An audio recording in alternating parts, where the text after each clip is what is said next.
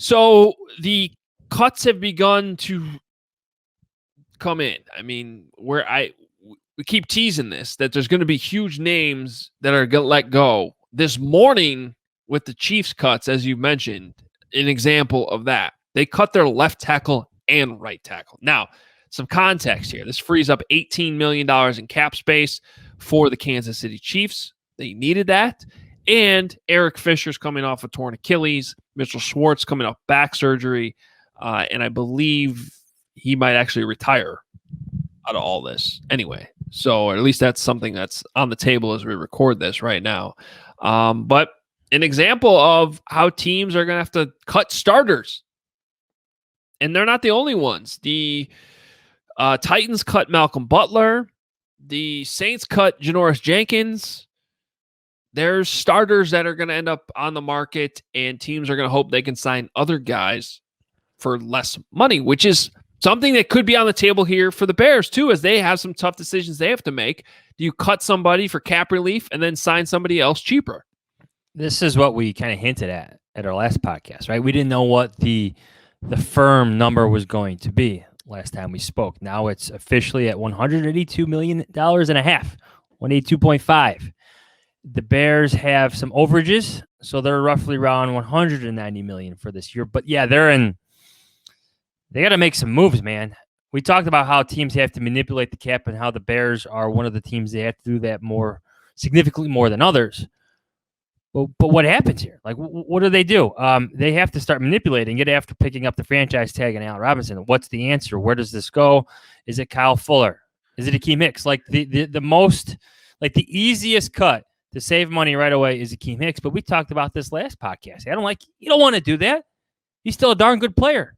You're making your team significantly worse if you're going to do this, and you don't know what your quarterback situation is going to be. You might need this defense to be as outstanding as it can be going into the 2021 season. I think, though, that there's some patience. I'm kind of fascinated by when guys are going to get cut because, like, for example, Akeem Hicks, if you're going to do that, do you wait until you absolutely have to see who else might be on the market? Like, who else is going to be let go by other teams that you can maybe sign cheaper to replace him? Same thing with Kyle Fuller, and just because it was this morning, but like, is Janoris Jenkins, you can go out and sign cheaper because now he's on the market. And then all of a sudden that saves you a huge amount of cap space just by letting Kyle Fuller go. Of course, whoever you're going to sign is going to take up cap space too. So you better predict that market correctly because these guys are all going to hit the open market next week. Well, technically, I think if they're getting cut now, depending on when the cut actually goes through, they can sign with the team, which is another whole thing. We could have like a group of free agency before free agency even starts. Yeah. Well, to me, Adam, it still comes back to the quarterback. Like, you acquire Russell Wilson, that's a big contract on your books, right? Then I feel like it's acceptable to cut a Kyle Fuller, to cut an Akeem Hicks. So the Bears got some type of deadline here with free agency because they have to be under the cap by the new league year, and they are not right now. Now you could do restructurings. There's already rumblings about that happening. Those being, discussed right now. Eddie Jackson, Khalil Mack, maybe Kyle Fuller to an extent. But we talked about, what if he wants a bigger raise somewhere else? He's still a pretty young player, even though he did just have one interception last year. But that's why, like, the Bears got to have like a full court press on the Seahawks right now, do they not? Like, there's a timeline here where a Russell Wilson contract is significantly going to change the Bears' books. Like, you need to have some clarity, some certainty right now heading into the new league year. Yeah, and it's fascinating. I mean, there's obviously a lot of smoke on Twitter, and there's a lot of different things going on. The one thing that did catch my eye yesterday is some of the stuff that was happening with the Vegas books, where the Russell Wilson trade destinations were actually getting taken off of some books. That's interesting to me because Vegas, if the one thing we've learned is like Vegas knows things. And apparently that happened with Carson Wentz. Apparently that happened when J.J. Watt right before he signed. So not a conspiracy theorist type of guy. I ignored most of the smoke on Twitter, like as you and I did for most of the Carson Wentz saga, which turned out to be the right thing to do. But that was the one thing yesterday where I was like, that's interesting. Yeah. Put Bears Twitter into Yeah. well, not that Bears Twitter needs.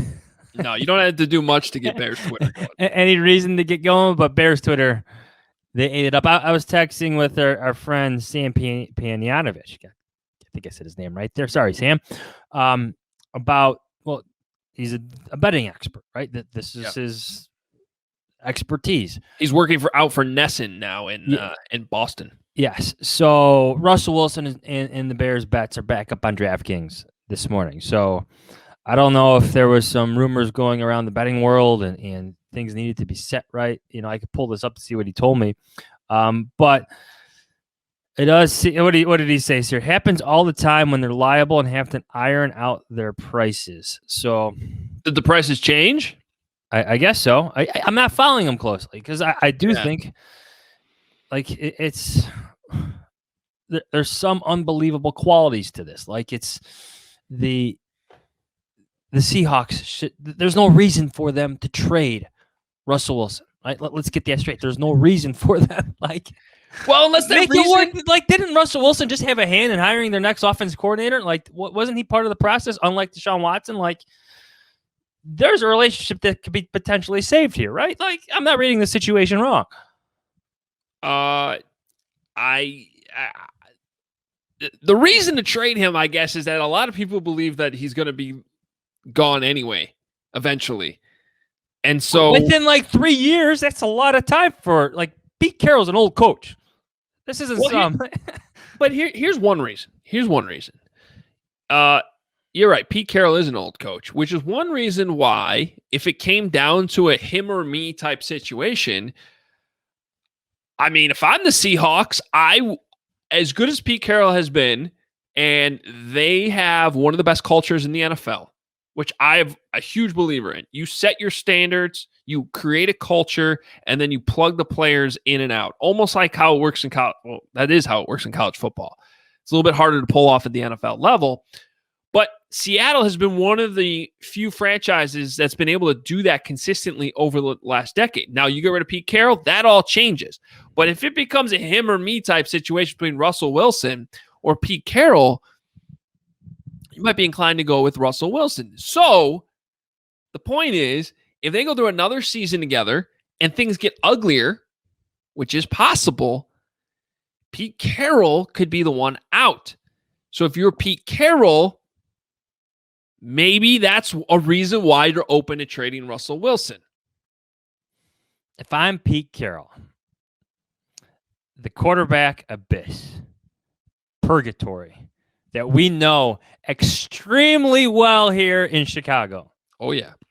We just wrapped up our Bears quarterback series. Check out my story of Mitch Trubisky. It's up there. How do you want to remember him? I think that's layered. So we know this abyss very well, this purgatory. Well, he's Bears have been dead. Did you write an obituary? Well, he's probably moving on. You know what I mean? Okay. All right. Maybe bigger, better things. Who knows? Why do the Seahawks want to do that? Like seriously, if I'm Pete Carroll, who's a pretty charismatic guy, right? Like he's a cool dude. I know he's got a different side to him, but like, make it work. You don't want to jump into this mess that the rest of the league is in.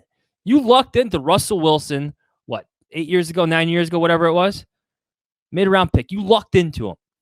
You don't want to mess this up by giving up on him. Like, make it work. Figure it out.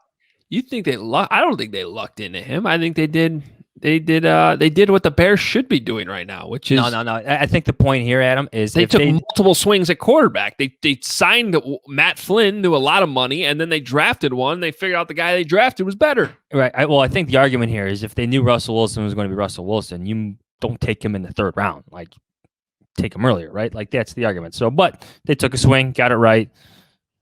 Future Hall of Fame quarterback. Now, again, future Hall of Fame quarterback, you got him. Still a good player. Stats are great. Teammates like him. Make it work. I know Bears fans don't like hearing this, but the Seahawks have no reason to trade this guy. But again, going back to the free agency conversation. Okay, like we do not disagree on the Seahawks side of this. You're right. It doesn't make sense, but everyone involved in this seems to think there's a realistic chance that he gets traded. Yeah. So just going off of that, regardless of what the Seahawks should be doing, it sure seems like this is something that's actually on the table. That's why. Well, yeah. Ryan Pace needs to make. Well, he has to know that this is going to be a difficult task, but he should also know that his books are kind of problematic right now. The salary caps that needs to be fixed here in the next couple days, right? Like again, though, I've said this before. Here. I'll say it again.